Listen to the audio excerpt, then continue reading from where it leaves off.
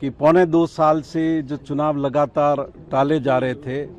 और सरकार लगातार इस बात का षड्यंत्र कर रही थी कि चुनाव नहीं हो, उस षड्यंत्र को राजस्थान हाईकोर्ट ने विफल किया। दोनों चुनाव संपादित करवा लेंगे, इसके बाद कोई एक्सटेंशन नहीं दिया जाएगा, ये कोर्ट के द्वारा स्पष्ट रूप से कहा गया है। कोर्ट ने कहा सफिशिएंट टाइम है, उनके द्वारा कहा गया कि साहब इसके प्रोसेस होते हैं 4 फेजेज में, हम ये पंचायत चुनाव कराएंगे, 2 फेजेज में निकाय चुनाव कराएंगे और हमें उसमें फॉर्म भरने से लेके उनकी स्क्रूटनी से लेके फॉर्म के विड्रॉवल को लेके समय लगता है। राजस्थान की आवाम की तरफ से माननीय राजस्थान उच्च न्यायालय का आभार प्रकट करता हूं, शुक्रिया अदा करता हूं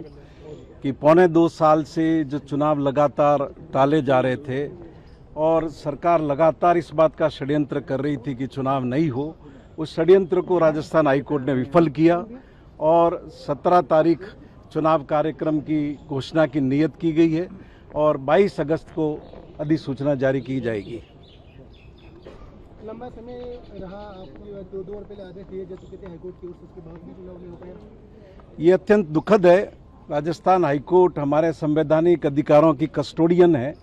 और सुप्रीम कोर्ट और हाईकोर्ट के फैसले होने के बाद भी लगातार उन्हें समय मिलता रहा। ये खेदजनक स्थिति है और मैं आशा करता हूं कि इसकी भविष्य में पुनरावृत्ति नहीं होगी। दोनों की क्या अलग अलग तारीखें बताई हैं कि जी बिल्कुल अलग अलग। क्या कुछ कोर्ट सर, आज जो राज्य सरकार के द्वारा प्रार्थना पत्र दायर किया गया था दोबारा से चुनाव की अवधि बढ़ाए जाने का, उस पर सुनवाई हुई, जिसमें उनके द्वारा पहले एक शपथ पत्र दायर करके चीफ सेक्रेटरी की अध्यक्षता में कि उनके द्वारा डिसाइड किया गया कि हम 15 नवंबर तक इस चुनाव प्रक्रिया को कंप्लीट करा लेंगे, निकाय चुनाव और पंचायत राज चुनाव दोनों को। इसी पर माननीय खंडपीठ में आज जो बहस हुई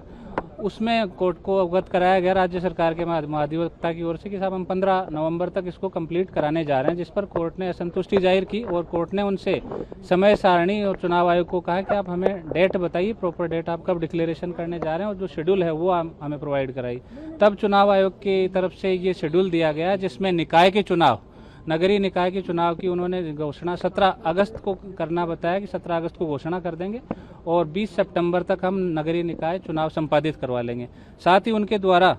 पंचायत राज चुनाव के संबंध में ये कहा है कि 23